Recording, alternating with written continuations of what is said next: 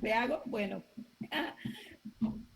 damos gracias en esta noche, mi Señor amado, bendito Dios poderoso, para que esta noche, Señor, podamos aprender mucho en esta noche, Padre Santo. Prepara los corazones, prepara los oídos espirituales, Señor, para que podamos aprender. Usa al Maestro en esta noche, Señor. Dale palabra de denuendo, Padre, para que Él nos pueda enseñar tu palabra, Señor, para bajar rema de los cielos, Padre, para que nos puedas enseñar más y más cada día, cada vez que tengamos la oportunidad de unirnos en este grupo. Dios bendiga al grupo, Dios bendiga al pastor en esta noche, Dios los bendiga a todos. Amén. Amén, aleluya. Qué bueno. Vamos a ubicarnos en nuestras Biblias en el libro de Efesios. Usted ya sabe que es nuestro texto base. Efesios capítulo 6. Vamos a ir a Efesios capítulo 6 y nos vamos a posicionar, creo que en el verso 10.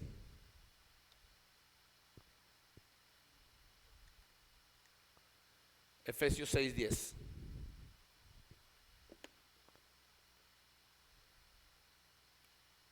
¿Ya lo tenemos, alumnos?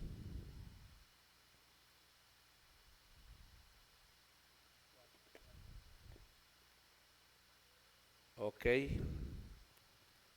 déjenme ver. Ok, Efesios 6:10.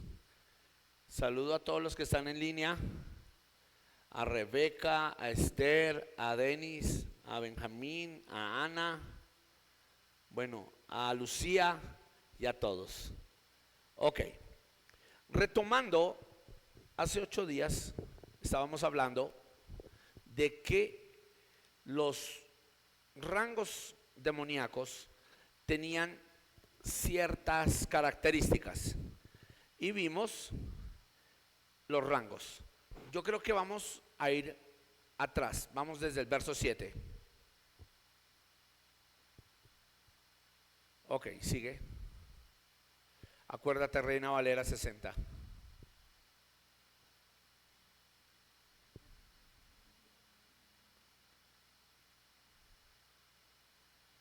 Ok, sigue.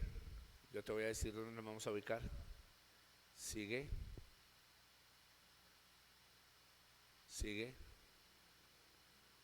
Sigue. Sigue. Ok, 6:12. Porque no tenemos lucha contra sangre y carne, sino contra principados. Ya vimos que son los principados y vimos las dimensiones. Estuvimos hablando del príncipe de Persia, de Grecia, de Roma. Hablamos del príncipe de Egipto y hablamos también del príncipe de Babilonia. Yo creo que lo recuerdan. ¿Listo? Hablamos de las potestades.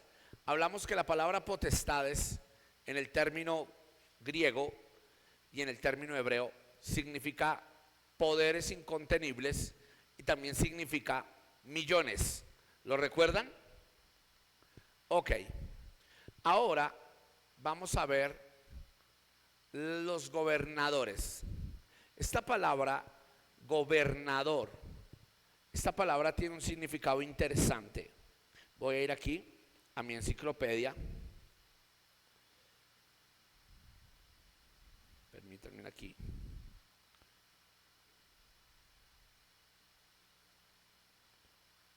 Yuhu. Ok.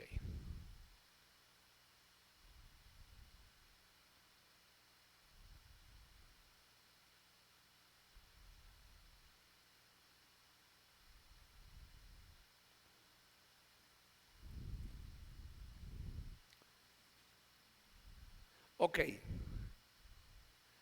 En el Nuevo Testamento, el término gobernador es un sentido político, pero se refiere principalmente a los que tienen una definición de autoridad para dirigir un ser, una persona, una nación o un estado. Interesante. Manténgalo ahí. Lo voy a mostrar en otras traducciones. En los tiempos bíblicos, el término gobernadores solía darse a alguien que dirigía poderes militares y poderes judiciales.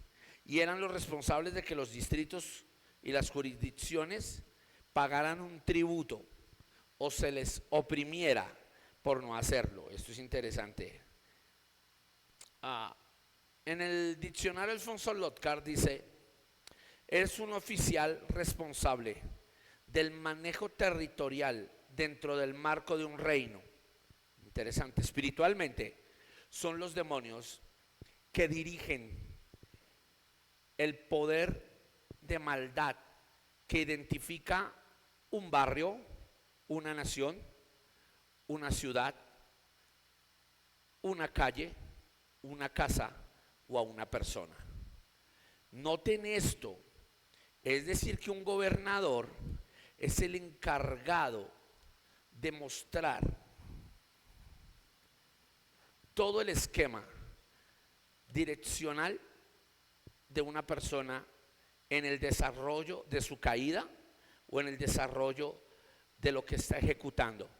Ejemplo, usted dice: oye, en Bogotá, Colombia, se ve mucho atraco, mucha violencia. O sea que el gobernador de esa ciudad es el gobernador de la violencia. Él dirige demonios enfocados en la violencia. Usted viaja a México y hay ciudades de México donde la muerte es la que rige. Entonces ahí hay gobernadores de muerte que dirigen espíritus de muerte. Y el gobernador central de esas ciudades es el espíritu de muerte, como el espíritu del narcotráfico, como el espíritu de la prostitución. Eso son gobernadores. Este término gobernadores están regados en toda la tierra para ejercer autoridad, poder y dominio y darle cuentas a los principados, quienes dirigen los poderes irresistibles o los millones de demonios. Y estos millones de demonios se mandan o se dividen en miles. A ver, se lo explico para que usted lo entienda.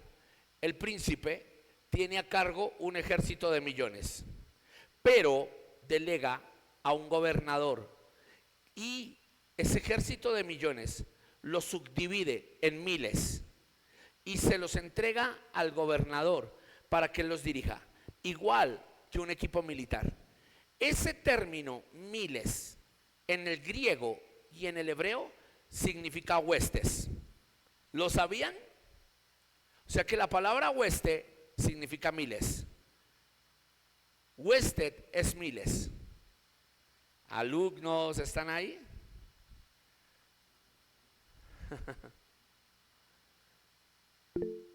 Esther, levantaste la mano. Te escucho. Esther. ¿Aló? Buenas noches, Buenas bendiciones. noches. Sí, le quise decir que sí, que entendí que huésped es miles. Ok, listo. Ahora, esto lo va a sacudir. Pero hay principados de Dios, hay potestades de Dios, hay gobernadores de Dios y hay huestes de Dios. ¿Cómo? Pero si esto es solo en el rango demoníaco. Bueno, recuerde que Daniel en el capítulo 9 y en el capítulo 10, cuando está contando la historia de que el espíritu de Persia se le metió en contra y le hizo frente, dice el ángel que tuvo que llamar a Miguel, príncipe de los escuadrones del Dios de Israel. O sea, que el arcángel Miguel es un príncipe. Y el príncipe se pelea con los príncipes. Los gobernadores con los gobernadores. Ahora, esto lo va a sacudir. Pero usted sabe a quién le temen más los gobernadores. Se la voy a soltar aquí a los 5 ministerios. ¿Cómo, pastor? Sí, porque los 5 ministerios son embajadores del gobierno de Cristo. Y cuando ellos llegan como embajadores, despojan de toda autoridad a las huestes y a los gobernadores. Entonces tienen que venir potestades y príncipes a hacerle guerra a los 5 ministerios. Y ahí es cuando los 5 ministerios, con el poder del Espíritu Santo, activan ángeles y vienen arcángeles y se activa la guerra espiritual. Por eso es importante que hayan apóstoles, que hayan profetas, que hayan pastores y que hayan los 5 ministerios en cada barrio, en cada ciudad, en cada distrito, en cada nación. Porque como embajadores nosotros mostramos el poder del reino de Dios y creamos una guerra espiritual contra toda arma que se levanta contra el conocimiento de Cristo en el mundo espiritual, ya sean potestades, huestes, principados o gobernadores. Ellos saben que la iglesia tiene autoridad como un rey. ¿Por qué? Porque ya lo vimos hace 8 días. El Señor nos hizo reyes y sacerdotes. El término reyes es que nos dio una autoridad semejante a la de un rey en la tierra. Sacerdotes es que nos permite conectar al que está alejado de Dios con Dios. Y por eso somos reyes y sacerdotes. Ahora, note algo. Hay príncipes del escuadrón de Dios. Hay gobernantes del escuadrón de Dios. Esos gobernantes somos nosotros, los que somos conocidos como embajadores, los 5 ministerios. También hay millones y millones de ángeles que le adoran, es decir, potestades al favor de Dios. Y hay huestes a favor de Dios.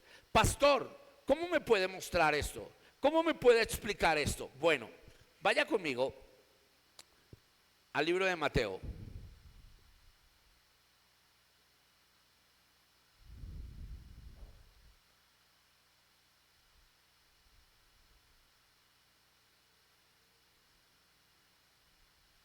Perdón, vaya al libro de Lucas, primeramente. Lucas, capítulo 2, versículo 13. Porque una vez escuché a alguien, a un pastor, mírenme aquí, que escuchó a Cristín de Clario decir o cantar: las huestes del cielo están a favor de Dios, están adorando a Dios. Entonces este pastor hizo un video atacando a Cristín de Clario y diciéndole a Cristín que era una hereje, que era una bruja, porque estaba invocando las huestes y que las huestes eran del diablo. Entonces, alguna vez alguien me hizo la pregunta y yo le dije: es un desconocimiento bíblico de ese pastor, porque el término huestes significa miles, y hay miles tanto de personas como de seres a favor de Dios, como hay huestes o miles de personas y de demonios a favor de Satanás, valga la redundancia. Entonces, el libro de Lucas, en el capítulo 2, en el versículo 13, en su Reina Valera dice: y dijo, vamos a ver toda la pantalla.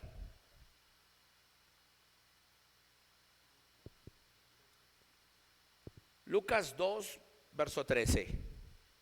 Ok, vamos a verlo toda la pantalla. Allá. Dice: y repentinamente apareció con el ángel una multitud. ¿De qué? ¿De qué? ¿Alguien lo puede leer allá? ¿De qué? Si están tomando clase los alumnos de Aruba o no, que no veo que ninguno lea. Aló. Amén, amén. Amén. Amén. Amén. Amén. Por favor, lean. Y repentinamente apareció con él con el ángel una multitud de las huestes celestiales que alababan a Dios y decían, gloria a Dios en las alturas. Hasta el 14, ¿sí? Sí. Ok. ¿Qué apareció? ¿Qué apareció en los cielos? El ángel. No, no solamente el ángel. La hueste, sí. Las huestes espirituales o celestiales de Dios. Eran miles de ángeles que estaban alabando a Dios y decían, porque Él es bueno, o santo, santo. Como dice el verso 14, permítame. Gloria a Dios en las alturas y en la tierra paz, buena voluntad para con los hombres. Ahora, mire lo que nos dice ese mismo libro de Lucas, en el capítulo 2, pero en la traducción del lenguaje actual. De pronto, mire, muchos ángeles aparecieron en el cielo. Entonces, la hueste es el significado de la palabra muchos o miles. Muchos. Ok, vamos a buscar otra versión. Palabra de Dios para todos. De repente, junto al ángel, apareció una gran ¿qué? Multitud. ¿Sí ve? De ángeles del cielo. Y todos alababan a Dios. Apareció ahí al revés. Acá. Ok. Ok, vamos a buscar otra versión. Una NTV.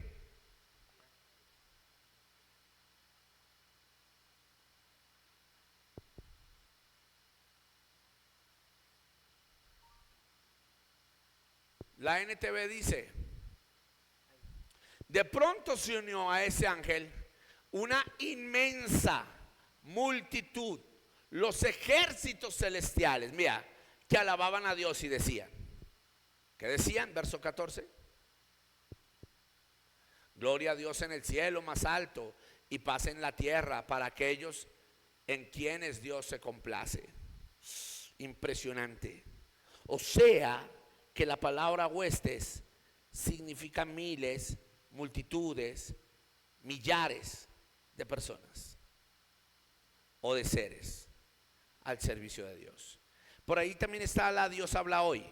Vamos a ver qué nos dice la Dios habla hoy.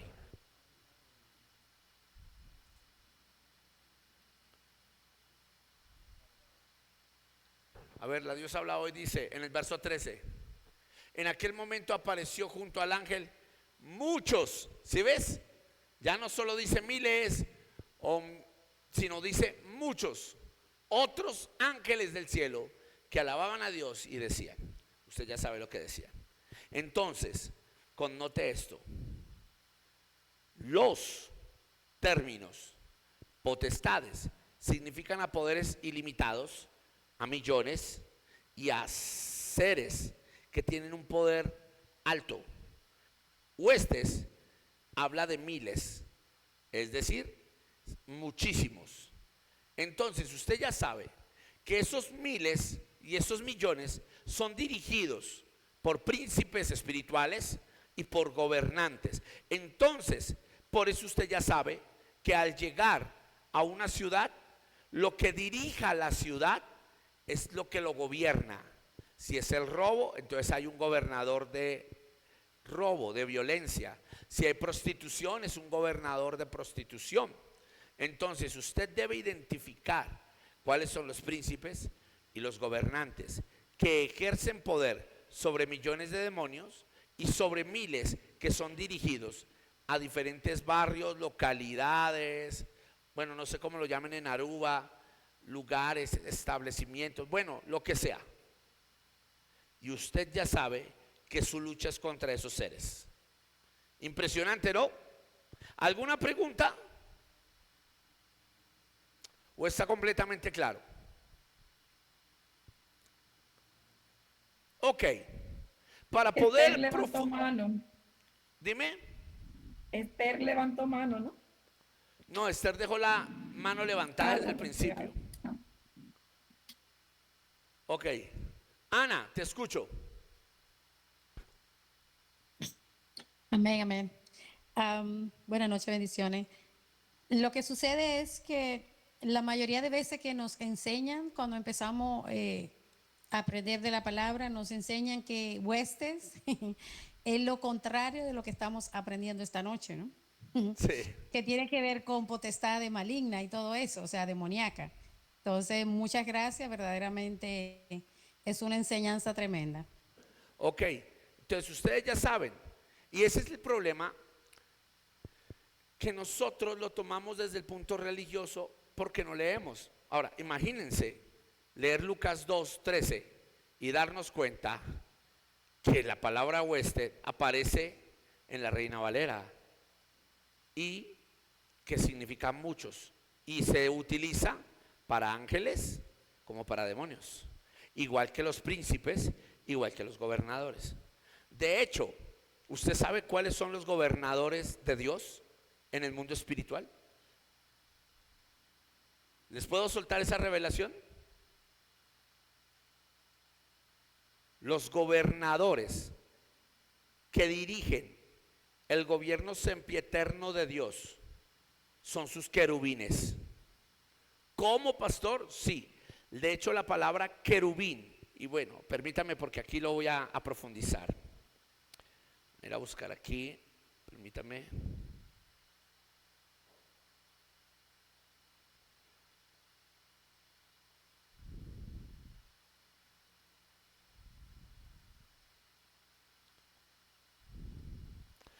En la Biblia, la palabra querube viene del hebreo querub, que significa en la etimología hebrea cercano, quien escucha directamente la orden de Dios. Y note algo, esto lo va a sacudir. Yo les dije que iba a empezar a estudiar y les iba a empezar a enseñar teología pura.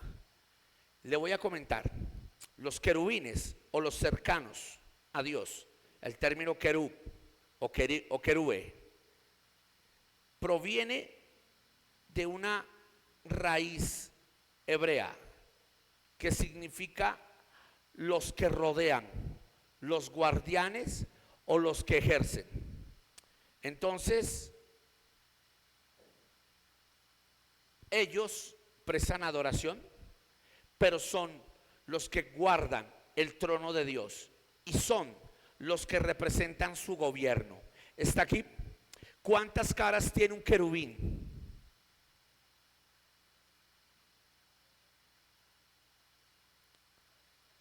¿Y cuántas clases de querubines hay?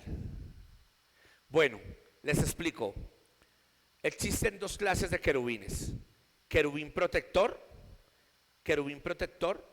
y está el querubín gobernante. Présteme mucha atención. No lo puedo explicar hoy por tiempo, pero voy a hacer un seminario con ustedes.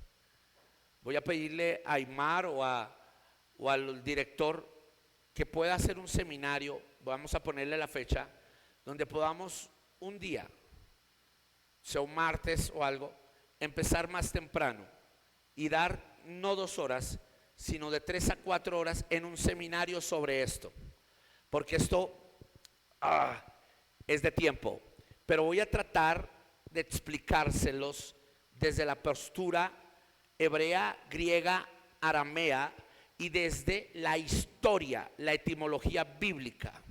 ¿Listo? Bueno, le explico. Existen querubines del gobierno de Dios. Estos querubines del gobierno de Dios son los que están en el trono de Dios. Tienen 4 caras: águila, león, buey y hombre. Estos querubes o cercanos a Dios, como lo dicen en el hebreo, son los que representan el gobierno de Cristo. Y estos 4 seres vivientes o los querubes que rodean directamente el trono de Dios manifiestan la esencia de Cristo. A ver, el león representa al Cristo gobernante, al Cristo reinante. El buey representa al Cristo siervo, ya que el buey es el único animalito que a pesar de que usted le dé rejo, él se le inclina, bebe agua y sigue su trabajo. Eso fue lo que hizo Cristo. Y obviamente usted ya sabe que el buey es representación del búfalo. Cuando él se arrodilla, toma fuerzas y sus fuerzas se duplican. Por eso dice que el Señor aumentará nuestras fuerzas como las del búfalo, que en otras versiones bíblicas dice como la del buey. Entonces, esto representa de que Cristo cayó humanamente y muchos pensaron que a punta de rejo, de doblegarlo, él se iba a rendir. Pero él de rodillas tomó fuerzas y volvió a levantarse para servir al Padre y servirle a la humanidad. Entonces, ese ser viviente toma la forma de un buey. Ahora, la forma del hombre representa la grandeza de Dios, que en el griego y en el hebreo toma una postura que se llama anonadamiento. Anótelo, anonadamiento. Esta palabra anonadamiento proviene del griego kenosis. Kenosis. K-E-N-O-S-I-S.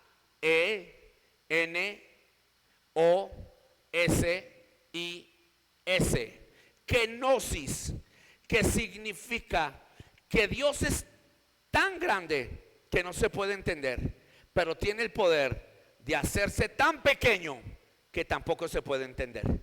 Entonces, Dios es Dios porque tiene la facultad de hacerse macro, pero tiene la facultad de hacerse micro. Y se hizo tan micro que se rebajó a ser un hombre, y tomando forma de hombre se despojó de sí mismo para venir a servir. Filipenses capítulo 2, anótelo, Filipenses 2. Teniendo pues en cuenta ese mismo sentir que tuvo Jesús, que siendo Dios no escatimó en ser Dios, sino que se despojó, y tomando forma de hombre vino a hacerse semejante a los hombres y servir a Dios, y experimentó muerte, y muerte de cruz. Por eso Dios lo exaltó y lo puso por encima de todo, y no le dio a ningún otro ser la gloria que le dio a él y el nombre que le dio a él. Por eso el nombre de Jesús es sobre todo nombre que se nombra en los cielos, en la tierra y debajo de la tierra. Eso está en Filipenses 2, eso está en Hebreos 6. Entonces, note esto. La cara del león gobierna, es representación de Cristo como rey. La cara del buey es la representación de Cristo como siervo. La cara de hombre es la representación de Cristo como hombre en la tierra. Y escúcheme, falta la cara del águila. El águila es el único animal que se remonta a las alturas por encima de las tormentas. Segundo, al águila constantemente se le pega otra ave que se le posa sobre la cabeza y empieza a picarle la cabeza para tratar de matarla y comérsele el cerebro. ¿Cómo se llama esa ave? El cuervo. El cuervo se le sube encima al águila para lastimarla, y al principio el águila siente como si le estuvieran acicalando, acariciando, pero luego el pico del cuervo empieza a darle tan duro que el águila siente que le van a matar. Y como este cuervo se pasa o se posa encima del cuello y de la cabeza, el águila no puede voltearse para herirle. Entonces el águila toma la decisión de volar lo más alto posible hasta donde el cuervo se asfixia y cae por sí mismo a tierra, derribado. Muchas veces se estalla el cuervo o muere.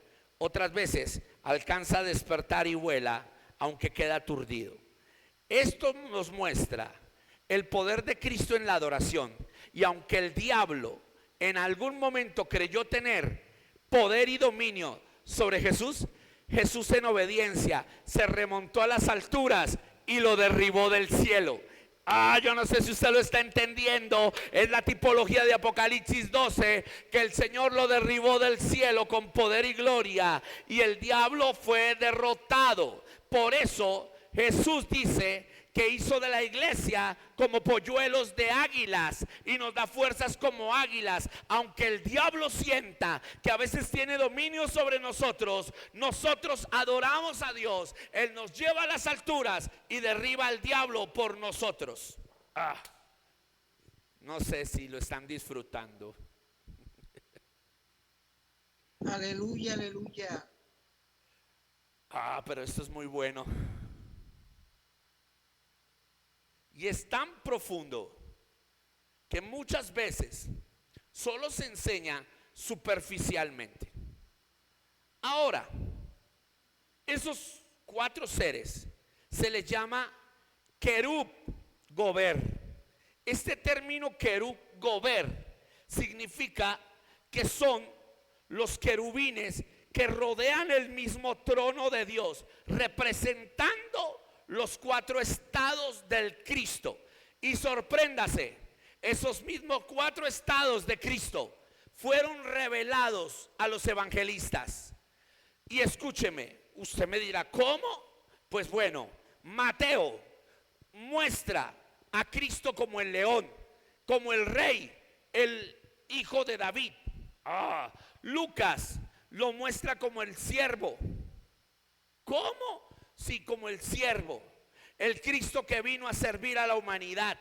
Marcos lo muestra como el hombre que vino a servir a otros hombres, su humanidad.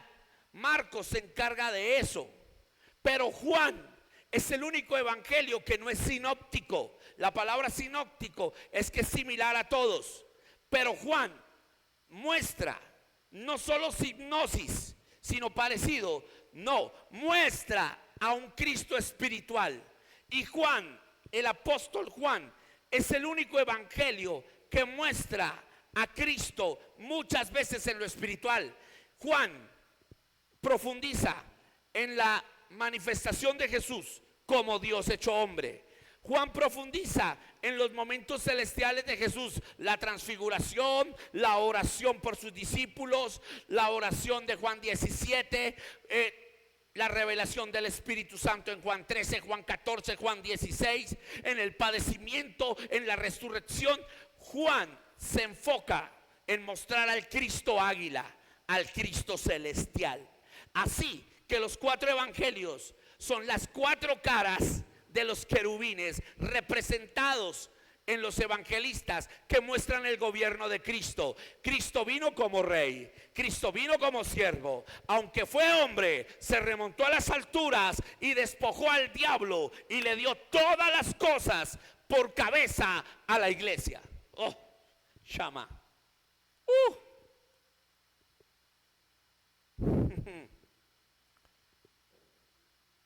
Y escúcheme, aunque el diablo no está en esa rama,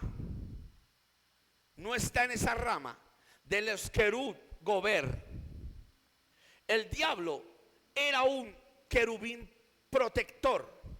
Esta palabra querub protec, traducido al latín y al hebreo, significa un guardián protector. Y escúcheme, ese guardián protector o esos guardianes protectores son la tipología de los querubines que estaban en el arca del pacto. Es decir, son querubines que tenían ¿cuántas alas? 6.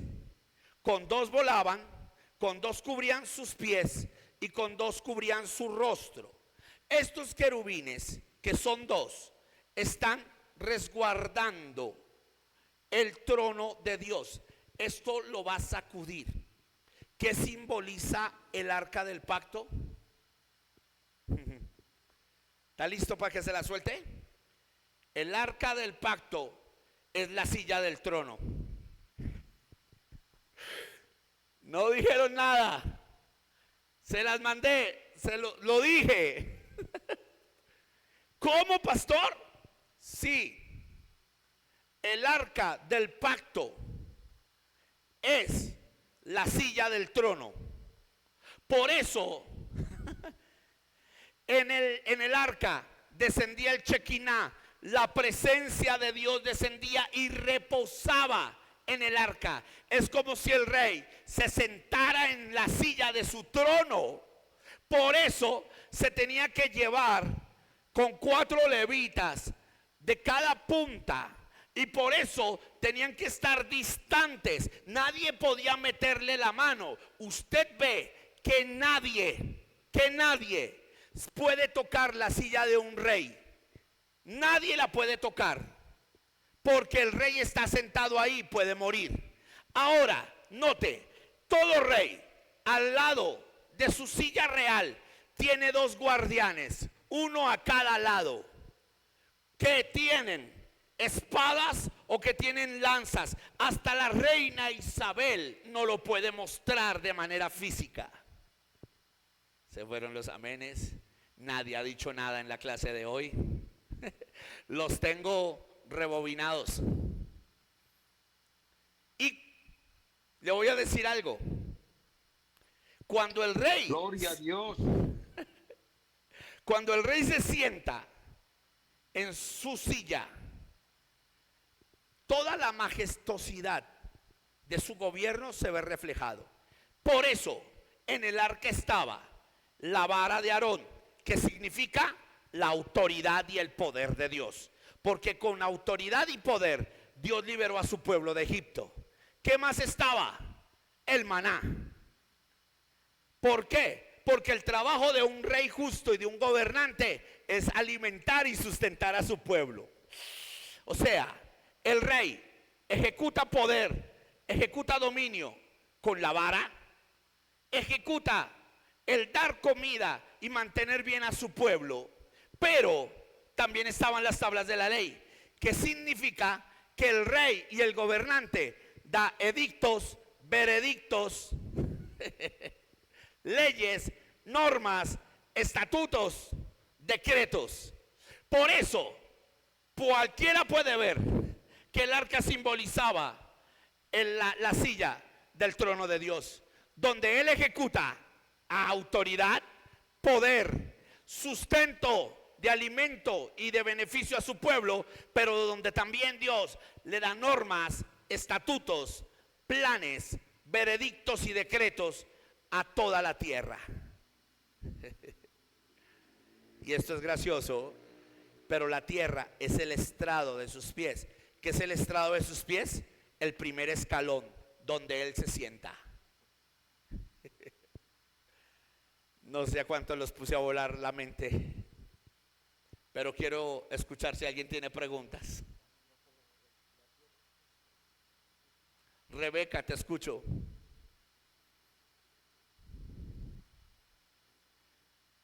Ok, Rebeca, levantaste la mano.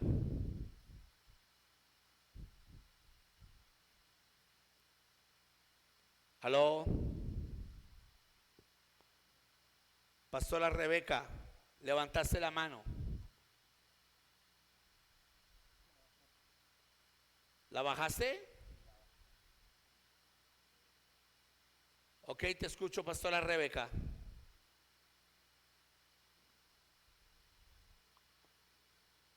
¿Nadie? Activa tu micrófono, Rebeca.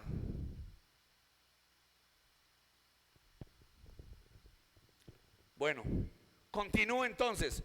O si alguien tiene preguntas o opiniones, por favor lo escucho. Y eso que hasta ahora voy en la introducción. Maribel. Amén, pastor. Cuando usted hizo la pregunta de qué significaba el arca, y usted nos dice que significa el trono, la silla, ¿no? Sí. De Dios. Bueno, también nosotros entendíamos que significa que es la presencia de Dios. Ok, El ahí hay un arca error. significa eso. Mira, ahí hay un error. Mm. Y lo que pasa es que nosotros siempre tomamos muy esquemáticamente el término de religión. Si el arca representara siempre la presencia de Dios, no la hubieran secuestrado los filisteos. Porque no hay hombre que pueda resistir la presencia de Dios. ¿Recuerdan ustedes en Primera de Samuel, en el capítulo 10, que los hijos de Elí se llevaron el arca para la guerra? Ellos pensaban que el arca podía ser el fetiche que los librara de los filisteos. Y ese día el arca no se manifestó con poder, no descendió la presencia al Amén. arca. Amén. ¿Y qué pasó con el Gloria a arca? Amén. Fue secuestrada. El pueblo de Israel perdió. Y escúcheme, porque esto es fuerte. De ahí nació una palabra. Una de las nueras de Elí estaba embarazada. Está teniendo un bebé. Y el bebé le nace muerto. ¿Lo recuerdan? ¿Cómo Ya. fue el nombre que ella le puso a ese bebé? Ay, ay, ay. Oh, ¿No lo recuerdan? A ver, ¿alguien lo No. recuerda? Icabod. Muy bien. Icabod. Icabod. Ok. Icabod, que en hebreo significa la gloria de Dios ha abandonado su pueblo. chalaba. La gloria de Dios ha sido atravesada. Icabod también significa sin gloria. La gloria nos ha abandonado. ¿Por qué? Porque la palabra gloria en hebreo es kabod, pero la palabra sin gloria es Icabod. Entonces, ese día el rey no se sentó en su silla, los dejó Claro. y dijo: no contaron conmigo, pues no gobierno en ustedes. Y ese día Israel lloró porque se llevaron el arca, y el arca duró 40 años lejos de Israel. Quien vuelve a traer la silla, la presencia, y me empieza a invitar al rey de Jerusalén a volverse a sentar, es el rey David. Y usted sabe lo que pasó también cuando Usa metió la mano. Fue herido gravemente por meter la mano sin permiso en la silla de un rey. El problema es que nosotros adoptamos cosas religiosas sin verdaderamente leer y profundizar las escrituras. Y note algo, no he tocado todavía la parte de demonología a profundidad, pero les estoy abriendo los ojos de manera teológica a entender lo que es realmente la presencia de Dios. De hecho, el arca no es la presencia de Dios. El arca es donde la presencia de Dios reposaba. Ahora, esto fue lo bueno. Cuando viene Yeshua, cuando viene el Mesías, cuando viene Jesucristo, el arca pierde su efecto. ¿Por qué? Porque ahora el arca, donde se sienta la presencia, donde reposa el rey, pasó a ser el espíritu de los hombres redimidos por Cristo. Y escúcheme, por eso dice que Dios se manifiesta en recipientes corruptos, pero que Él purifica y los hace vasos de incorruptibilidad, vasos de oro, vasos de honra y vasos de deshonra. Entonces Dios dice: ya no quiero un arca de madera de acacia, no. Ahora quiero habitar en el corazón del hombre, y en el corazón del hombre voy a poner mi poder y mi potestad. Voy a poner mi sustento y voy a poner mis leyes y estatutos, como está escrito. Escribiré en sus corazones, ya no en piedra, sino en palabra revelada. Ahora el arca es usted y yo. Soy yo y es usted. Usted es donde Él se sienta, donde Él reposa y donde Él mora. Así que usted no es solo templo del Espíritu Santo. Usted ahora es la silla donde Él dirige. Por eso Romanos 8 dice que todos los que son hijos de Dios son guiados por el Espíritu de Dios, porque Él los dirige, y desde Él y desde adentro Él se sienta y da las normas, estatutos, muestra su poder, pero también da alimento a la gente por medio de sus siervos.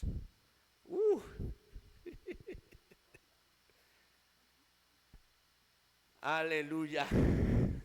Los escucho.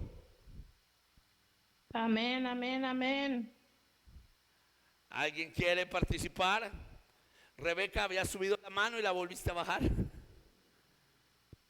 Otto, tú estás prendido hoy, tú estás prendido, fuego. Qué tremendo, ¿no?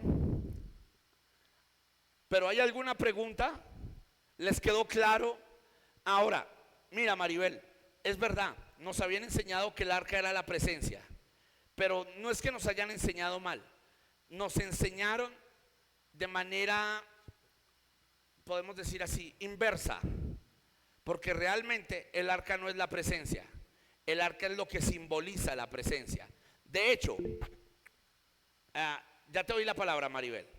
De hecho, esto va a ser fuerte.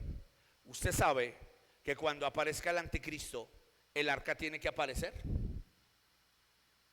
¿Cómo? Sí.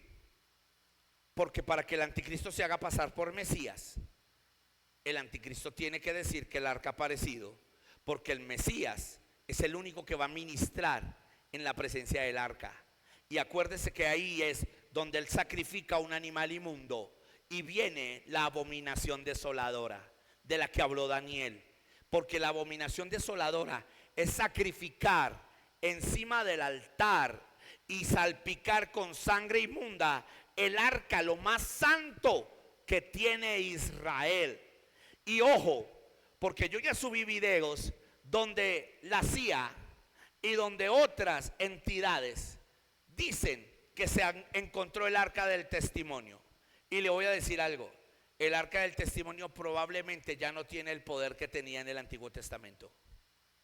Entonces, hombres no santificados, aunque se santifiquen, la van a poder llevar. Y ese es el gran engaño. Ese es parte del misterio de la iniquidad, de lo que habló Daniel. Maribel, te escucho. Amén, pastor. En cierta manera, yo entiendo lo mismo como usted dice, ¿no? Yo entendía, claro, sabemos que la presencia de Dios no estaba siempre ahí, porque Él venía, iba, salía, iba de diferentes maneras, ¿no? Y sabemos que sí, ¿no? Es Sí. prácticamente lo mismo que usted está diciendo en diferentes formas. La presencia de Dios en el arca. Pero el arca no es la presencia de Dios directamente. Y es bueno aclararlo. ¿Por qué? Porque, nota esto, el arca desapareció de un momento a otro. Y el pueblo de Israel dice, el arca desapareció, pero su Shejina no desapareció.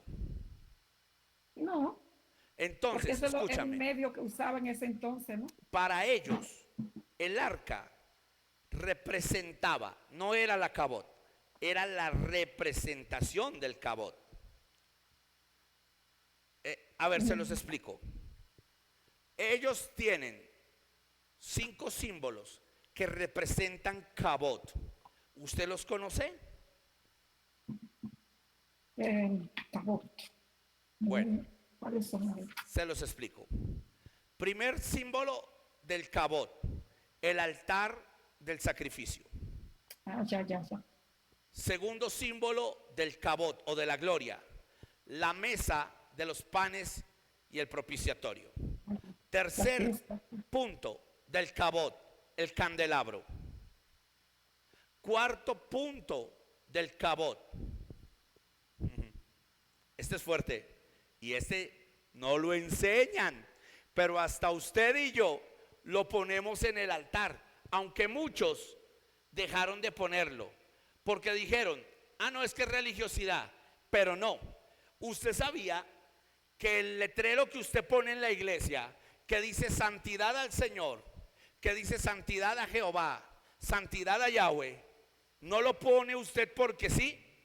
No, ese es el cuarto símbolo. En el lavacro, que era una tina rodeada de espejos, el sacerdote llevaba una mitra antes de ir al altar, donde en la mitra ponía una placa que decía Kedusha den Elohim. En otro decía Kedusha ben Adonai.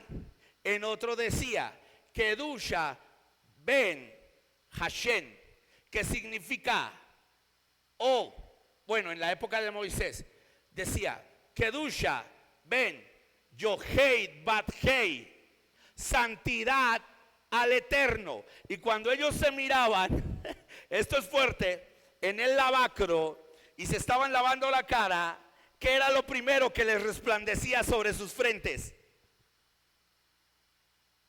¿Ustedes querían aprender hebreo? ¿Querían aprender un poco de historia y de etimología? Pues esto es fuerte. Lo primero que les resplandecía a los levitas y a los sacerdotes cuando se lavaban era la placa que decía santidad al Eterno. Y cuando ellos entraban a dar en el altar del holocausto o de la ofrenda, su ofrenda o su holocausto, ellos iban conscientes que tenían que tener santidad o si no morían. Ese es el cuarto. O sea que el cuarto símbolo para ellos era la mitra de la santidad, el lavacro de la santidad. Aunque muchos dicen que es la mitra que ellos se ponían aquí. Y el quinto, pues obviamente la quinta representación de la santidad o de la gloria de Dios era el arca. Ríase, esos 5 también representan los 5 ministerios, pero no puedo correr porque estoy dándoles demonología. Cuando entre al tabernáculo y a los 5 ministerios, ustedes van a aprender esto. Pero creo que aquí les hemos dado un buen banquete hoy. Gloria a Dios. Apóstol, ¿me puede escuchar? Sí, te escucho perfectamente. Ahora sí, por fin. Apóstol, sobre los serafines, usted habló de los querubines y ahora los serafines. No, todavía no he terminado los querubines. Hasta ahora voy en la primera rama. Los querubines tienen 2 ramas: querube gober y querub protet, que es el querubín protector. Amén.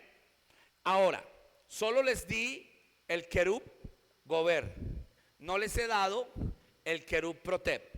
Y todavía no hemos hablado de los serafes. Tampoco hemos hablado de los ángeles y arcángeles. Que así como les expliqué las ramas de los demonios, les voy a explicar estas ramas también de los ángeles. Y de ahí vamos a partir a la etimología.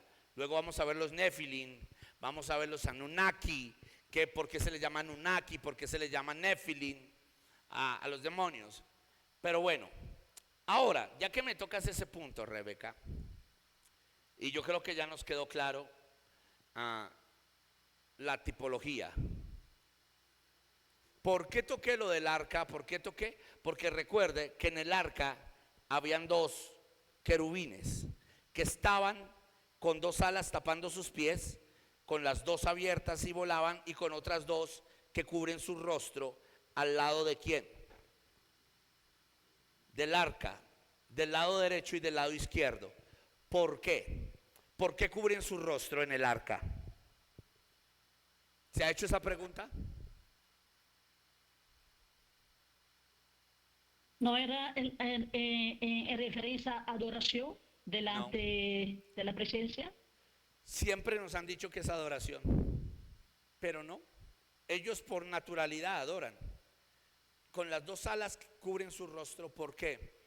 Porque Dios habita en luz inaccesible y ni aún sus propios querubines los pueden ver y vivir. Porque todo lo que es creado no aguanta la divinidad de su creador. No sé si lo entendió, pero si ellos pudieran soportar el rostro de Dios, serían dioses. Por tanto, no pueden soportar la perfecta gloria de Dios, porque no son dioses, no la pueden soportar, tienen que tapar su rostro porque no son dignos de mirar al santo, santo, santo de todo la existencia, preexistencia, Aleluya, posexistencia. Ni aún los ángeles soportan el cabot de la esencia del Elión. La palabra Elión significa el Altísimo. Nadie puede soportarlo. No hay ser que viva y lo vea y pueda vivir. ¿Alguna pregunta hasta ahí? Santo, santo.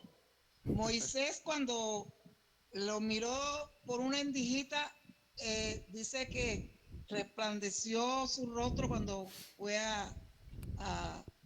y bajó. Ok, eso lo explicaremos después. Y recuerden que Moisés solo vio las espaldas en algo que se llamó teofanía. Significa que Dios tomó forma humana para que Moisés pudiera entender solo una gota del resplandor de su gloria, porque no la pudo soportar toda. ¿Por qué? ¿Por qué no la pudo soportar toda? Porque de hecho tuvo que ponerse un velo, porque cualquier hombre normal que hubiera visto el rostro de Moisés solo con esa gloria podía quedar ciego, pero eso lo vamos a ver en otra clase. Aló. Ok, avanzo. Ok, entonces, estos dos querubines que cubren sus rostros, que con dos alas vuelan y con dos tapan sus pies, se llaman querubes protet o los querubines de protección. Y el actualmente llamado Satanás o diablo hacía parte de esa rama. ¿Cómo? Sí. El diablo no hacía parte de los querub gober, porque los querub gober tienen un poder superior a los querub protej. Se lo explico. Aunque los querub protej están al lado de la silla o del trono donde el Señor se sienta, ellos no lo pueden ver, pero los querub gober sí pueden entrar y salir. Usted lee en Apocalipsis, en Ezequiel, que ellos se mueven sobre ruedas de fuego, rodean y entran y salen, y tienen ojos por dentro y por fuera. ¿Lo ha leído? Estos ojos por dentro y por fuera son la presencia del Espíritu Santo, que sí les permite poder contemplar, disfrutar y ver la esencia del Padre. Entonces, le voy a dar una buena noticia. Eso lo vamos a poder hacer usted y yo. Antes no lo podíamos hacer, pero en el momento en que Jesús vino, nos redimió y envió al Espíritu Santo, podemos ver al Padre, y por medio de Cristo lo podemos ver, y por medio del Espíritu lo podemos entender. Porque, escúchenme, aquí se cumple Primera de Corintios, capítulo 2, versículo 9 y 10. Anótelo, Primera de Corintios, capítulo 2, versículo 9 y 10. Porque cosa que ojo no vio, ni oído yo, ni ha subido a corazón de hombre, son las que Dios tiene para los que aman al Señor, y nos las ha revelado por medio del Espíritu, porque solo el Espíritu puede escudriñar la mente de Dios y la esencia de Dios y podérnoslo mostrar. Por eso usted y yo podremos mirar a Dios a cara descubierta a través del mar de vidrio mezclado con fuego, cuando seamos arrebatados y tengamos un cuerpo incorruptible. Usted y yo sí podremos ver al Dios eterno y disfrutar su esencia, y no porque seamos dioses, sino porque hemos dejado de ser una creación normal para ser coherederos con Cristo. Este es el misterio de lo que nosotros llamamos la justificación.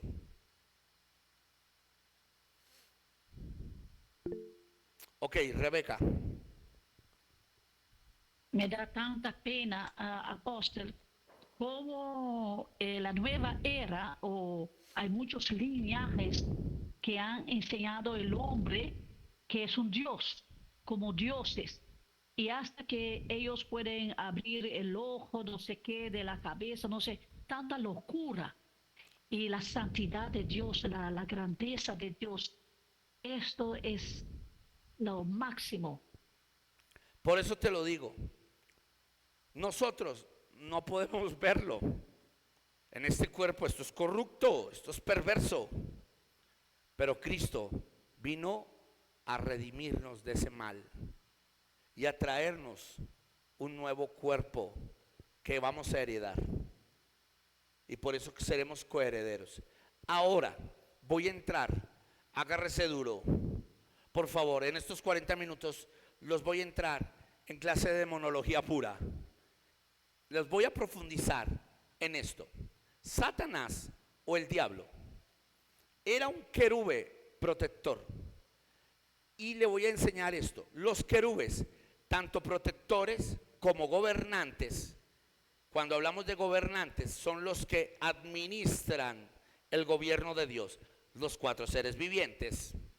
Pero los otros querubes o querubes protectores también tienen la libertad de entrar y salir del trono y poder pasear por un lugar llamado el santuario de los ángeles, también llamado en hebreo Edén Malajén. ¿Cómo? ¿Cuántos Edenes hay? Pues les comento. Existe Edén Ben Adán, el jardín de Adán, y existe Edén Ben Malajén, el jardín de los ángeles. Y escúcheme, los querubines protectores también tenían que ir a dar una vuelta al santuario de los ángeles, a las galaxias, y poder ver cómo estaba el orden cósmico para protegerlo. Y el diablo, pues lo hacía cuando se llamaba lucero, tomaba esos paseos. Y esto lo va a sacudir.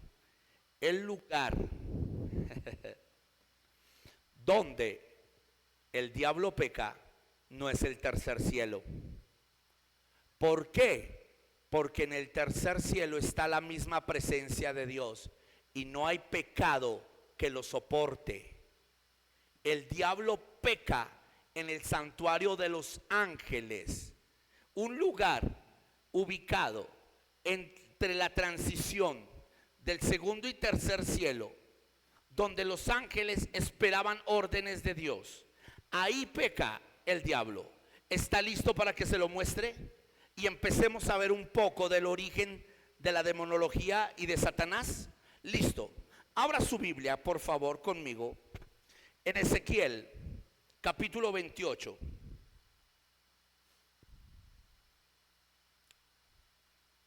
Espérenme aquí porque esto empezó a ponerse bueno. Y ojo porque ya voy para allá. Ezequiel.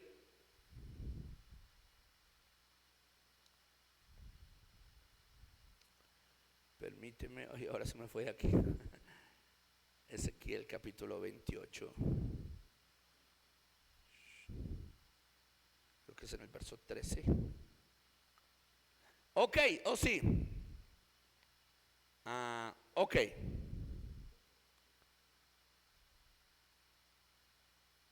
Verso 12. Ezequiel 28, 12. Dice la Reina Valera: hijo de hombre, levanta endechos sobre el rey de Tiro y dile: así ha dicho Jehová el Señor, tú eras el sello de la perfección, lleno de sabiduría y acabado de hermosura. Míreme aquí, para que usted pueda entender la profecía bíblica de cómo los profetas eran Shamar que la palabra shamar es protector, o roé, que veían en dos mundos. Usted tiene que entender que Dios manda a Ezequiel a hablarle a un rey, pero ese rey estaba poseído por un ser. ¿Cuál ser? Satanás. Directamente Satanás había poseído a ese rey. Entonces, aquí Dios le dice a Ezequiel: Ezequiel, profetízale al rey. Pero no solamente le vas a profetizar al rey, sino vas a darle una orden al ser que lo posee. Entonces aquí, aunque el mensaje pareciese dado a un hombre, se le está hablando a lo que posee ese hombre. ¿Listo? Mira, ese mismo versículo en la traducción del lenguaje actual, mira lo que nos dice: Ezequiel, entona un canto fúnebre al rey de Tiro. Dile de mi parte lo siguiente: tú, rey de Tiro, eras perfecto en todo, tu sabiduría y tu belleza no tenían comparación. Ahí le está hablando al rey, pero le está hablando también al que posee al rey. Vamos ahora con la Reina Valera en el verso 13. Reina Valera, primero. Ezequiel 28:13, la Reina Valera dice: en Edén, en el huerto de Dios estuviste. De toda piedra preciosa era tu vestidura, de cornalina, topacio, jaspe, crisólito, berilo, iónice, de zafiro, carbunclo, esmeralda y oro. Los primores de tus tamboriles y flautas estuvieron preparados para ti en el día de tu creación. Ok, interesante. En Edén, en el huerto de Dios.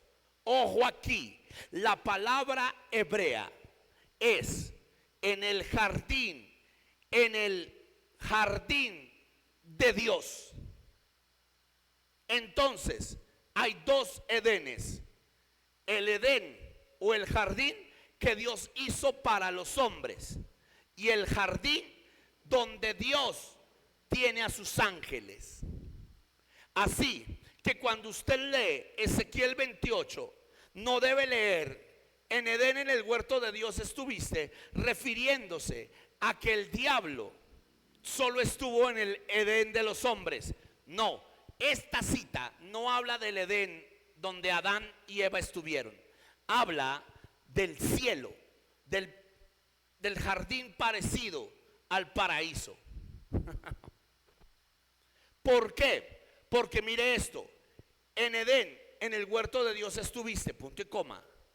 De toda piedra preciosa era tu vestidura, y las flautas y panderos estuvieron para ti en el día de tu creación. Mire lo que dice varias versiones en esto. Vamos a ver la TLA. Vivías en el jardín del Edén y te adornabas con piedras preciosas. Tus joyas y tus aretes estaban hechos de oro, y desde el día de tu nacimiento estuvieron a tu disposición. Mire esto. ¿Cómo puedes decir que él vivía en el jardín del Edén si en el jardín del Edén vivía la serpiente? Y la serpiente no estaba adornada de piedras preciosas. Quien hace resbalar a Eva en el jardín del Edén del hombre es la serpiente. Pero aquí está hablando de un jardín donde él se paseaba y mostraba todas sus perlas preciosas. Y ya ahorita nos vamos a dar cuenta que no es el Edén de los hombres. ¿Por qué? Porque dice el libro de Isaías que el diablo hizo contrataciones en su lugar santuario, en su jardín, y lo prostituyó haciendo contrataciones. Ahorita lo vamos a ver. Esto es muy bueno. Sigamos. Esta ya Dios habla hoy. Dice: estabas en Edén, en el jardín de Dios. Mira, adornado de toda clase de piedras preciosas: rubí, crisólito, jade, topacio, cornalina, jaspe, zafiro, gránate, esmeralda. Tus joyas y aretes eran de oro preparados del día en que fuiste creado. Impresionante. Vamos a buscar otras versiones. A ver, nueva versión internacional, ¿puede ser?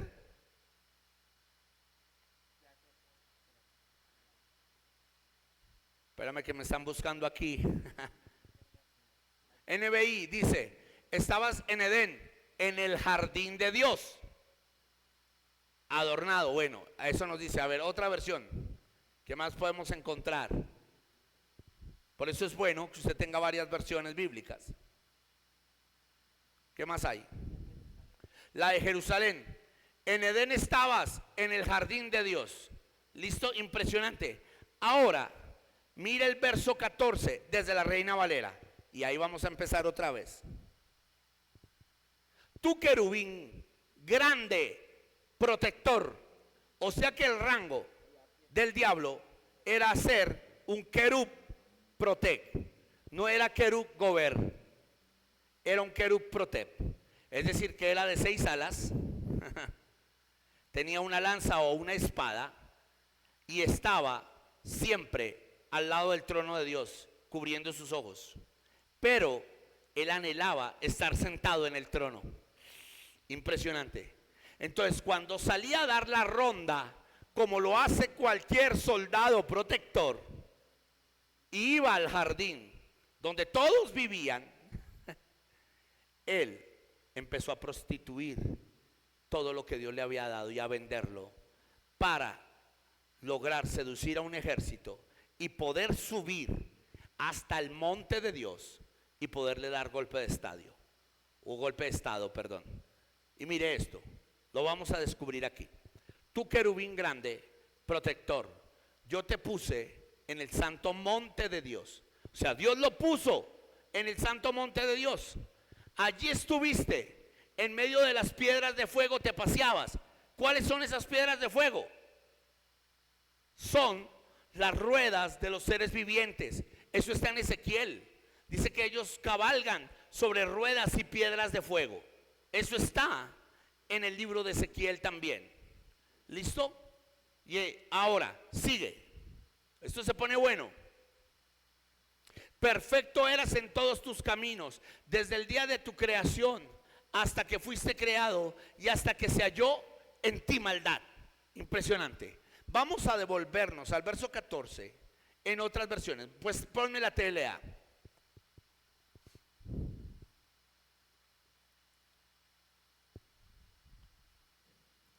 Ya estamos buscando aquí. No. Sí, no se me demore tanto. Ok. Un ángel te protegía mientras pisabas piedras de fuego en el monte elegido por Dios. Mire esto. ¿Sigue? Desde el día en que naciste te habías portado bien, pero un día mostraste tu maldad. ¿Sigue? En los muchos negocios que hacías llegaste a ser muy violento. Por eso te arrojé de mi montaña. El ángel o el protector que te protegía te alejó de las piedras de fuego. Está hablando de Miguel aquí. Pero mira, vamos por favor a verlo desde la PDT. Otra vez desde el 14. Palabra de Dios para todos. Yo te ordené. Mira lo que... nueva versión internacional. Déjamelo ahí. Yo te ordené y te ungí como poderoso ángel guardián. Mira esto. Tenías acceso al santo monte de Dios y caminabas entre las piedras de fuego. Por favor, no me quites, pónmelo en la pantalla completa. Ok, sí. Gracias, hijo. Yo te ordené y te ungí como poderoso ángel guardián. Tenías acceso al monte santo de Dios y caminabas entre las piedras de fuego. Sigue. Eras intachable en todo lo que hacías, desde el día que fuiste creado hasta el día en que se te encontró maldad en ti. Sigue. Tu abundante comercio te llevó a la violencia y pecaste. Entonces te expulsé en deshonra de la montaña de Dios. Te eché, guardián poderoso, del lugar que tenías entre las piedras de fuego. Sigue. Tu corazón se llenó de orgullo debido a tu gran belleza. Tu sabiduría se corrompió a causa de tu amor por el esplendor. Entonces te arrojé al suelo y te expuse a la mirada curiosa de los reyes. ¿De cuáles reyes? ¿De cuáles reyes? No solo de los reyes que gobiernan, porque usted sabe que cuando eso pasó, la tierra quedó desordenada y vacía. Probablemente Dios también había ordenado personas con autoridad como los príncipes del cielo, me refiero a Miguel y a otros ángeles, y también estaba hablando aquí en un futuro de los hombres con autoridad que descubren quién es Satanás. Impresionante, ¿sí o no? Sigue a ver si encontramos algo más. Profanaste. ¿Qué profanó? Tus santuarios con tus muchos pecados y tu comercio deshonesto. Entonces hice brotar fuego de tu interior y te consumió. Te reduje a cenizas en el suelo a la vista de todos los que te miraban. De todos los que te miraban. Sigue. Todos los que te conocían se horrorizaron por tu destino.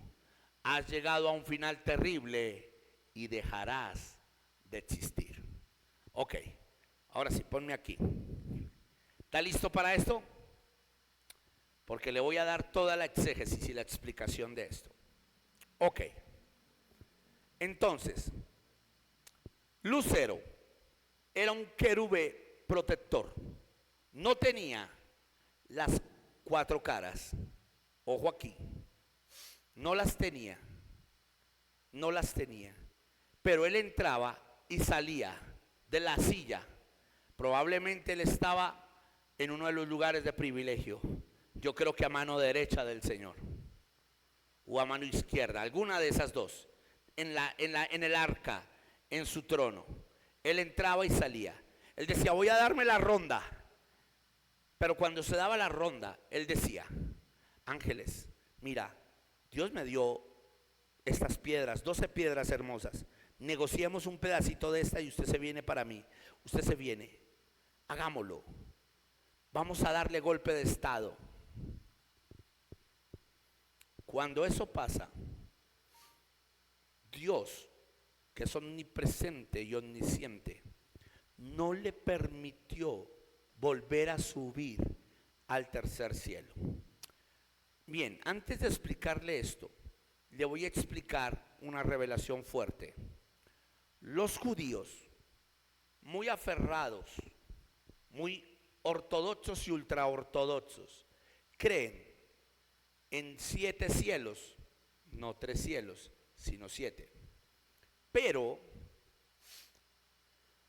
los eruditos rabínicos y judaicos, como lo era Pablo, creían que el tercer cielo tenía una subdivisión de 4 lugares en el mismo tercer cielo. Se lo explico. El cielo de los hombres, este que usted ve, que es azul de día clarito y en la noche se oscurece. Está las galaxias, segundo cielo. Y en el tercer cielo hay una subdivisión, donde se encuentra el jardín de los ángeles, el paraíso y la sección del cielo donde los hombres y los ángeles escuchan de Dios. En ese cielo estuvo Juan en el libro de Apocalipsis, capítulo 5. Juan está ahí. Vamos a verlo porque yo quiero mostrarle esto con Biblia. Permíteme ahí, ya te voy a decir. ¿Dónde está? Aquí te voy a mostrar.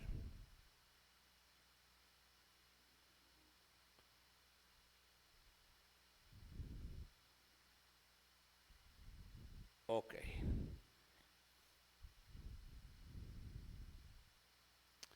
Ve al libro de Apocalipsis.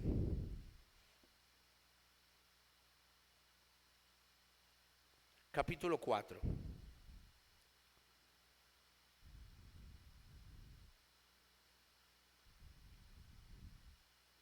¿Listo? Y versículo 1. Apocalipsis 4:1.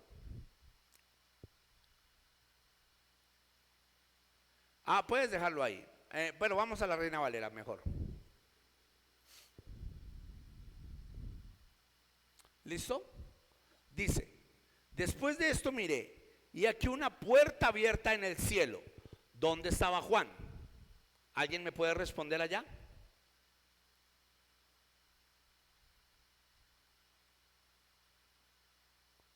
¿Aló? En la isla de Patmos. No. Sí estaba en la isla de Patmos, pero ¿dónde estaba en ese momento que está escribiendo Apocalipsis 4? En el cielo. ¿En dónde? En el cielo. ¿En cuál cielo? ¿En el primero, en el segundo o en el tercero? Tercero, porque no cuento. En el tercero. Pero, nótese esto. El tercero tiene otra atmósfera más alta. ¿Por qué? Porque cuando usted mira esto, usted lee, usted dice aquí, después de esto, miré, y aquí una puerta abierta en el cielo. Y la primera voz que oí como de trompeta, hablando conmigo, dijo, sube acá. Y te mostraré las cosas que sucederán después de estas. Espera, ¿cómo así? Juan ya está en el tercer cielo y escucha una voz que le dice, sube aquí. ¿Cómo es esto? ¿Por qué? Porque yo le voy a decir algo. ¿Está listo para esto? ¿Está listo? Porque le voy a soltar una bomba. Ponme la camarita aquí para verlos a ellos. ¿Está listo para que lo voy a soltar? Dios no vive en los cielos. Sabía que me iban a guardar silencio. Amén, amén, así es. Dios no vive en los vive cielos. en toda parte. No, Dios está en toda parte. no. Dios no vive en los cielos. Los cielos viven en Dios. Porque Él es tan alto que los cielos, de los cielos, de los cielos, no lo pueden contener. ¿Aló? Los cielos, de los cielos, no pueden contener lo grande que es Dios. Los cielos se sujetan al poder de Dios. Aleluya, no sé si lo entendió, pero se lo voy a poner aquí. Permítame.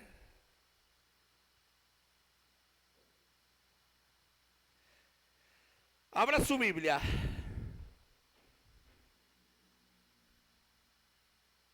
En Primera de Reyes 8:27.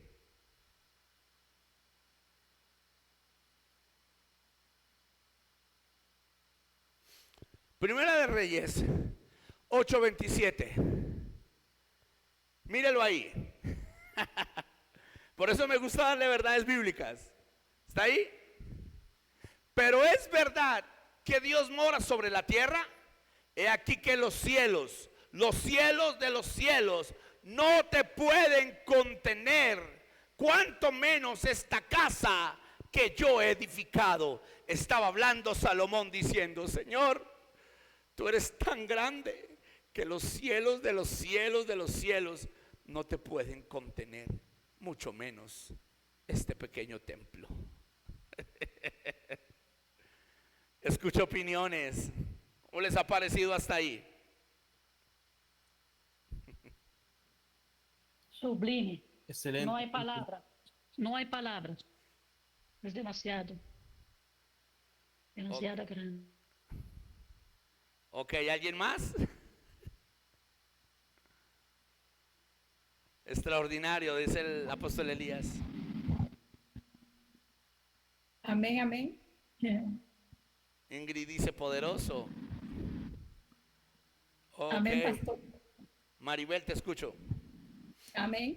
Por eso es que dice en el Salmo que dice que la tierra es el estrado de sus pies. Ok. Porque imagínate, nosotros muchas veces queremos limitar al Señor en un lugar, pero es que no hay lugar. Él es más que todo, ¿no? Ok, entonces, por eso los judíos dicen que son 7 cielos. ¿Por qué? El cielo de los hombres, las galaxias, el tercer cielo, los cielos de los hombres, las galaxias, el cielo de los ángeles, ya llevamos 4, el paraíso 5, el estrado o el monte de Dios 6 y el trono de Dios 7. Pero realmente 4 están dentro del mismo tercer cielo, en la dimensión del tercer cielo, que es el monte de Dios, el trono de Dios, el paraíso y el jardín de los ángeles. Entonces están subdivididos dentro de la dimensión del tercer cielo. Pero el diablo jamás pudo pecar. Jamás. Ni siquiera se acercó un poquito al trono de Dios. Si él hubiese tratado de hacerlo, la esencia de Dios hubiera consumido todo de él. De hecho, Dios le permitió ser reducido y habitar en la tierra para poder contener toda la maldad en el diablo y así poder vencer sobre ella. Pero ese es un tema al final de la demonología. Todavía no lo puedo explicar, porque eso es el origen de la maldad y el fin de la maldad. Y lo vamos a ver, porque ustedes están siendo formados como apóstoles, como los 5 ministerios, dentro de una teología profunda. A mí no me gusta irme con rodeitos. Aquí hay que profundizar. Ahora, esto los va a sacudir. Tengo 20 minutos, pero dentro de estos 20 minutos le voy a dar una tipología muy fuerte.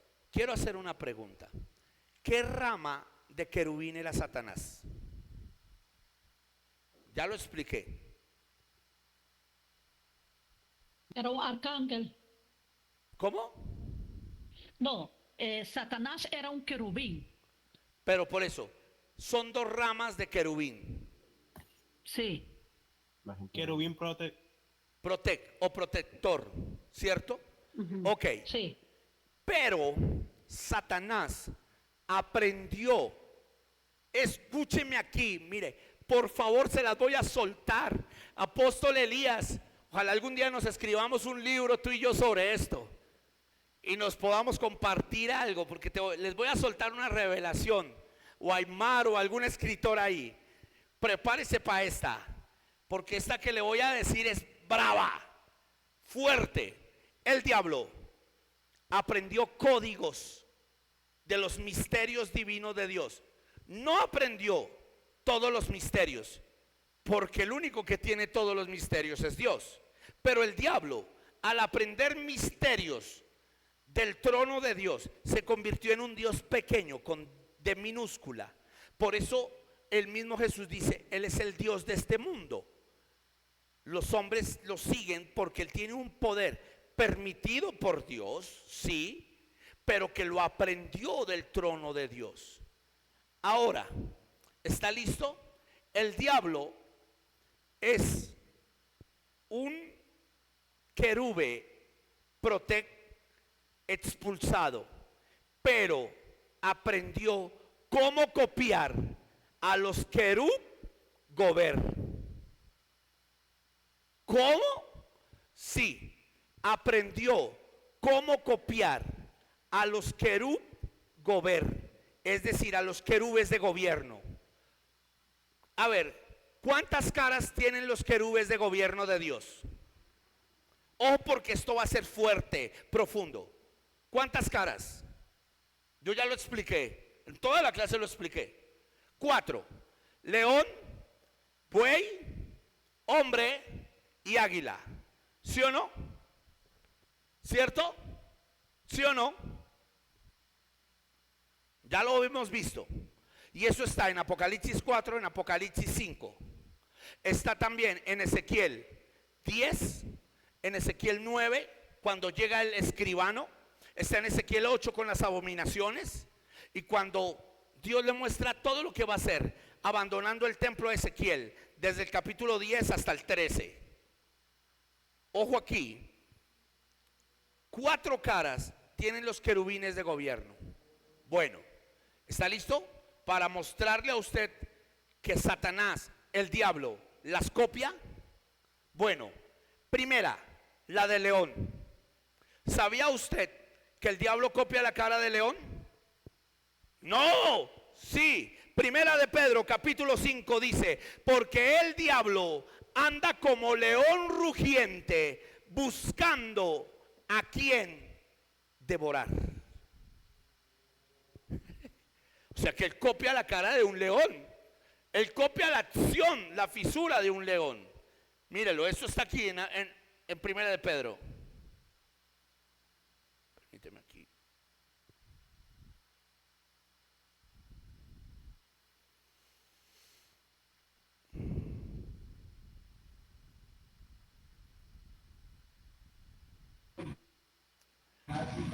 Primera de Pedro 5.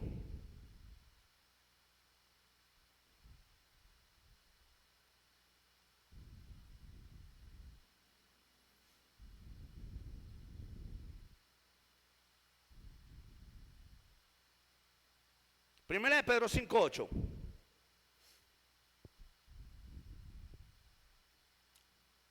Sed sobrios y velad, porque vuestro adversario el diablo, como león rugiente, anda alrededor buscando a quien devorar. O sea que el diablo quiere pelear por ser un rey.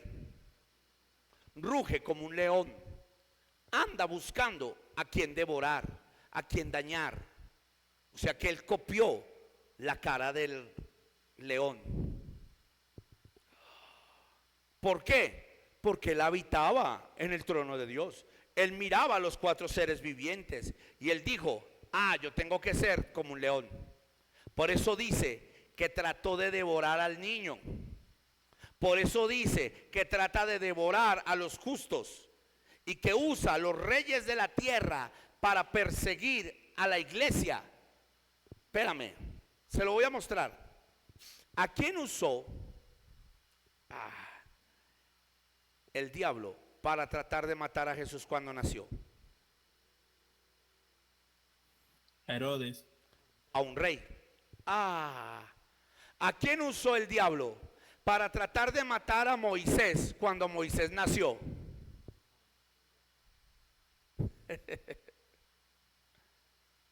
¿A quién?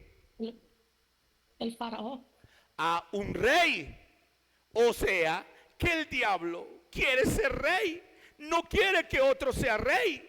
Por eso, aunque el diablo quiera ser rey de este mundo, Jesús lo pisotea, porque Jesús es rey de reyes y señor de señores. Rey de reyes y señor de señores. Y aunque el diablo quiera vestirse de un león, el único que ruge como el león de la tribu de Judá y lo destruye y lo desmenuza es el Señor Jesús.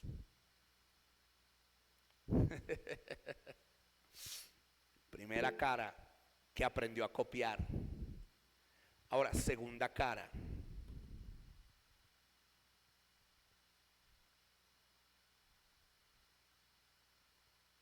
¿Cuál es la segunda cara? ¿La cara de qué? Del buey. ¿Sí o no? ¿Y qué representa la cara del buey? Yo ya lo expliqué. A ver, un alumno que me dé la opinión. ¿Qué representa la cara del buey?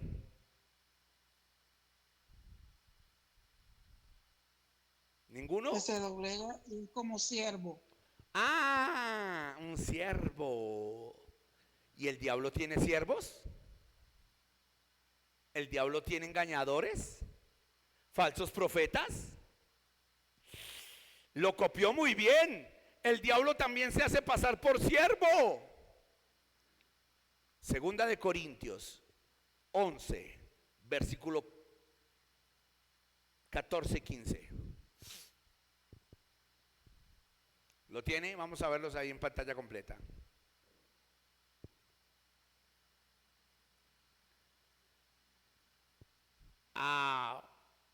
Y no es maravilla, porque el mismo Satanás, mire, se disfraza como ángel de luz. Verso 15. Así que no es extraño si también sus ministros, sus bueyes, sus siervos se disfrazan como ministros de justicia, cuyo fin será conforme a sus obras. Verso 16, creo que es fuerte. Otra vez digo, que nadie me tenga por loco, o de otra manera recibidme como loco, para que yo también me gloríe un poquito. Pablo está diciendo, para ustedes esto es como locura, pero el diablo aprendió a copiar también a los querubines de gobierno. Y el diablo quiere el gobierno, él quiere poder, él quiere usar a sus siervos. Impresionante, él quiere copiar las 4 caras del gobierno de Dios. Entonces ya tenemos la del león. Ponme por favor la pantalla ahí, príncipe. Ya tenemos la del león. Ya tenemos la de el buey o de los siervos. ¿Cuál es la otra? ¿Cuál sigue? El hombre. El hombre. Hoy, ¿cuál copia la del hombre? Segunda de Tesalonicenses capítulo 2 versículo 5. Porque vendrá el inicuo, el anticristo. El diablo tomará forma de hombre y tratará de copiar la cara del hombre. Así como Cristo vino en forma de hombre, el diablo también.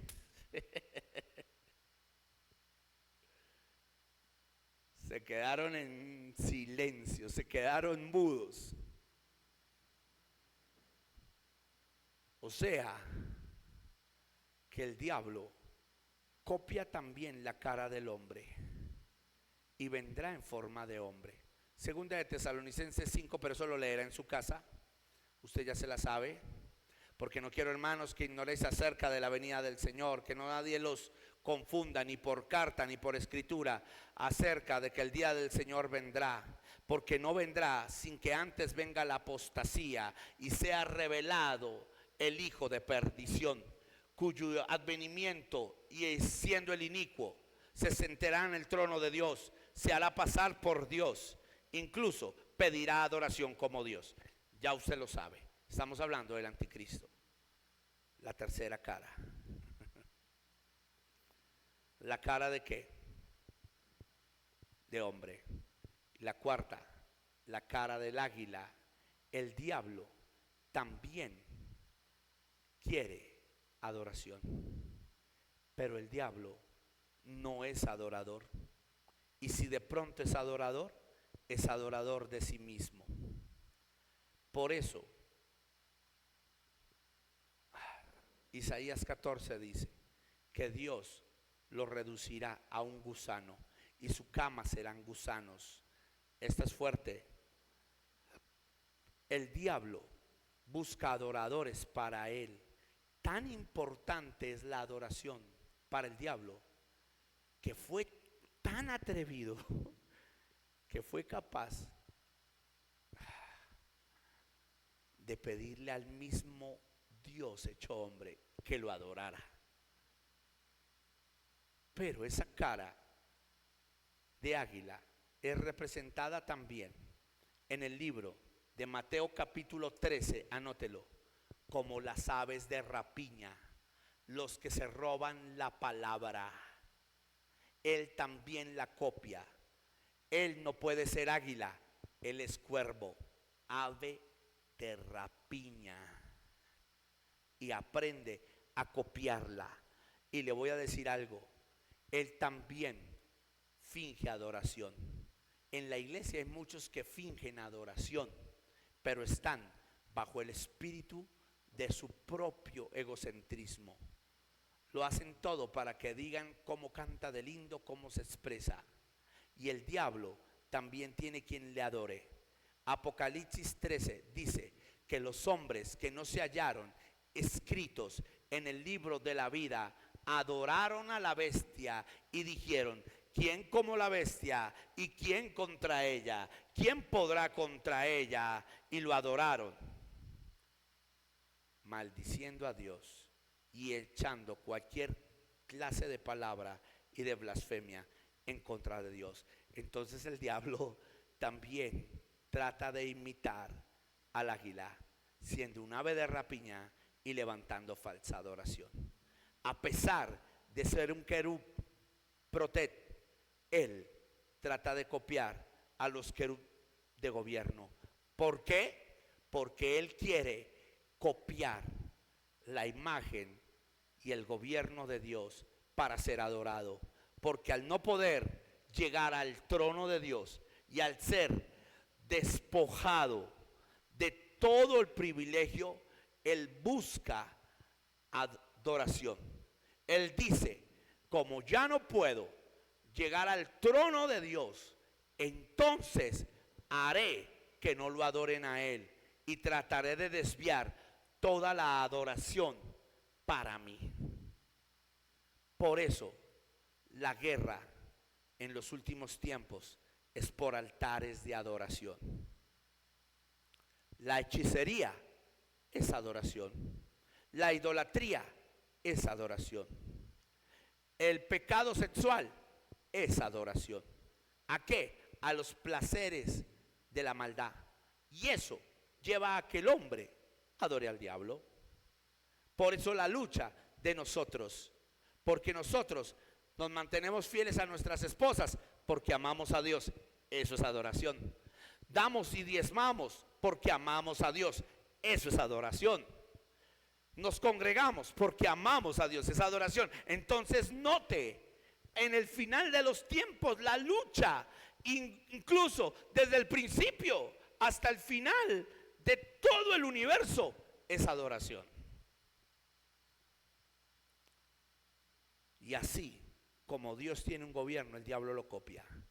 Note, Dios Padre, diablo la serpiente antigua. Dios Hijo, el anticristo. Espíritu Santo, el falso profeta y los falsos ministros que usan la adivinación.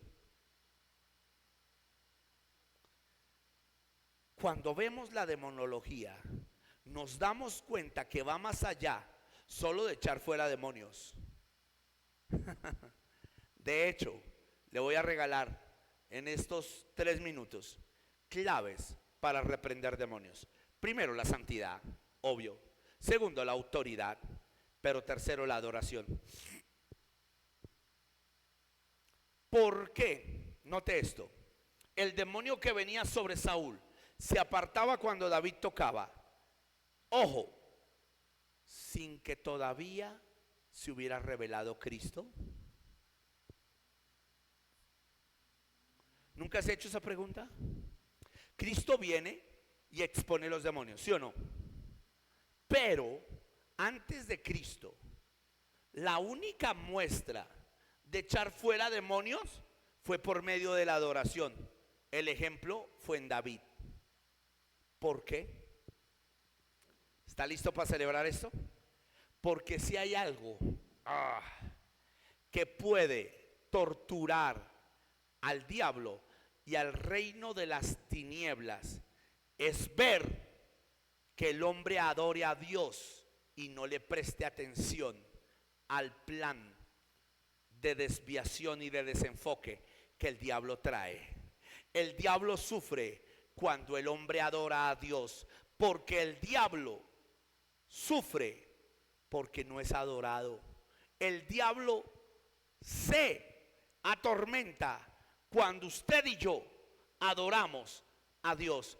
Por eso fue derrotado, porque Jesús dijo: vete, Satanás, al Señor tu Dios adorarás y a Él solo servirás. Espero les haya gustado esta clase de demonología.